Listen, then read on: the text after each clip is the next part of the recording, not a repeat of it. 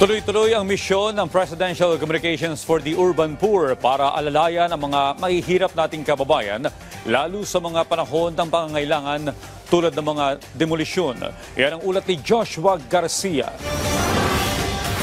Puspusan ng Presidential Commission for the Urban Poor sa pagpapalawig ng kanilang mga programa para matulungan ang lahat ng mga nangangailangan. Sa programang Bagong Pilipinas ngayon, ibinahagi ng PCUP ang kahalagahan ng kanilang papel pagdating sa pagpapaabot ng serbisyo sa mga urban poor. Paliwanag ni PCUP Chairperson Attorney Maynard Sabili, malaki ang naitutulong ng pagiging miyembro ng kanilang ahensya. Katulad na lamang sa usapin ng demolisyon sa mga informal settlers kung saan ang PCUP ang namamagitan at tinitiyak na magiging maayos at protektado ang bawat karapatang pantao.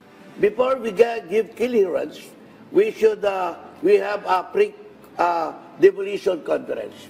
And during the demolition conference, nandun po ang sheriff, nandun po ang local government unit, nandun po ang DILG, at sila po ikausap namin upang sa gayon, ano ba ang karapatan ng mga informal settlers na talagang may order na. So, ang conditions po ay nilalatag namin. Hindi naman anya pareho ang ginagawa ng kanilang ahensya kumpara sa mga serbisyong hatid ng DSWD, DOH at iba pa. May assurance po kami na walang duplication dahil tulungan po ang nangyayari.